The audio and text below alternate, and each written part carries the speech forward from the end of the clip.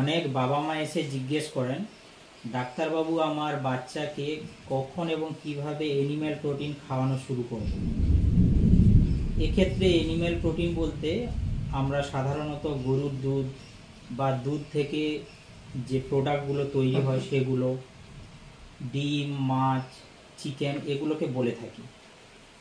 বাচ্চার ডেভেলপমেন্টের জন্য এই এনিম্যাল প্রোটিন বা প্রোটিন ভীষণভাবে কিন্তু প্রয়োজন।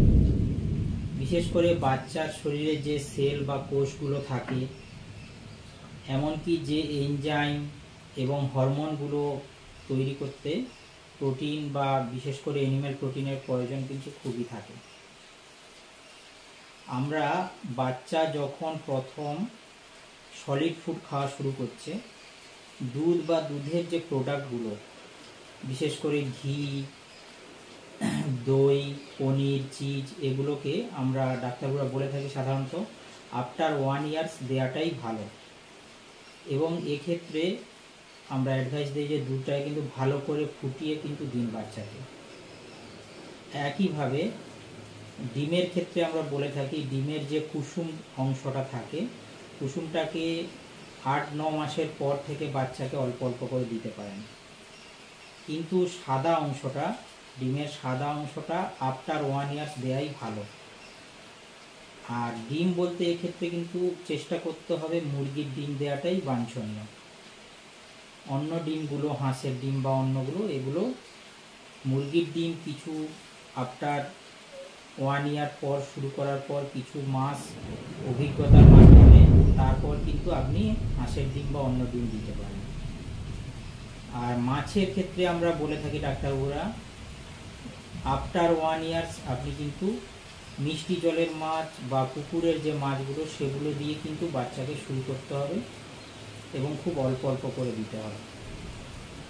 আর সমুদ্রের মাছটা কয়েক মাস পর খাওয়ার পর বাচ্চা একইভাবে অভিজ্ঞতার মাধ্যমে যদি বাচ্চার কোনো সমস্যা হচ্ছে না, তখন কিন্তু আপনি সমুদ্রের মাছও শুরু করতে পারবেন।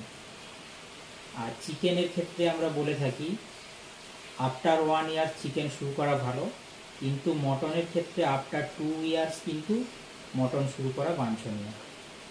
1 বছরের আগে চিকেন বা 2 বছরের আগে মটন দিয়ে বাচ্চাকে কিন্তু খুব বেশি কিছু উপকারের লাগে না।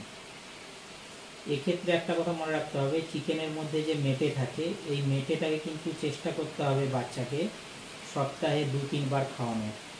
কারণ এই মেটের মধ্যে প্রচুর পরিমাণে আয়রন থাকে, যে আয়রন এবং জিঙ্ক শরীরে কিন্তু রক্ত তৈরি করতে অনেক সাহায্য করবে এবং অন্য শারীরিক প্রক্রিয়াগুলোও সাহায্য করে।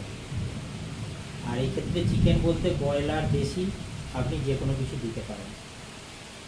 এবারে কিছু বাবা মা এসে জিজ্ঞেস করেন যে আমরা এই যে খাওয়াটা শুরু করব, এগুলো কিভাবে দেবো, ডেলি দিতে থাকবো? দেখুন, এক্ষেত্রে আমরা বলে থাকি ডাক্তারবাবুরা যে এটা আপনার অভিজ্ঞতার মাধ্যমে আপনাকে বুঝতে হবে। যখন আপনি দুধ, ডিম বা মাছ, মাংস এগুলো দিয়ে শুরু করছেন বাচ্চাকে, এই খাবারগুলোকে চেষ্টা করতে হবে দিনের প্রথম ভাগে দেওয়া, মানে আপনি লাঞ্চের দিন, ডিনারে দেবেন না।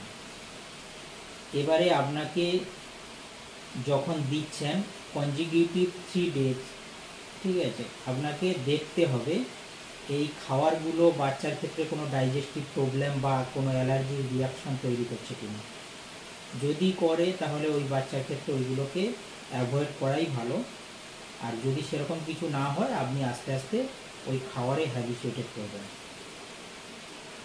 আর একটা কথা মনে রাখতে হবে, যেহেতু প্রোটিন খুব উপকারী, সেই হিসাবে অনেক বাবা মা মাত্রাধিক্য অনেক বেশি পরিমাণে প্রোটিন জাতীয় খাবারের দিকে কিন্তু ঝুঁকে যায়। একটা কথা মনে রাখতে হবে, খুব বেশি প্রোটিন বর্তমানে বাচ্চাদের কিন্তু ওবেসিটি, এমনকি ডায়াবেটিস, এমনকি রেনাল প্রবলেমও কিন্তু ক্রিয়েট করছে, মানে কিডনির সমস্যাও তৈরি হচ্ছে। ফলে বয়স বুঝে পরিমিতভাবে অল্প অল্প করে ছোট বাচ্চাদের ক্ষেত্রে আপনাদের প্রোটিন জাতীয় খাবারগুলোকে হ্যাবিট করতে হবে। আর কোনো প্রোটিন জাতীয় খাবারে যদি বাচ্চার কোনো অ্যালার্জিক বা ডাইজেস্টিভ প্রবলেম ক্রিয়েট করছে, তাহলে সেই খাবারটাই কিন্তু অ্যাভয়েড করতে হবে। Thank you.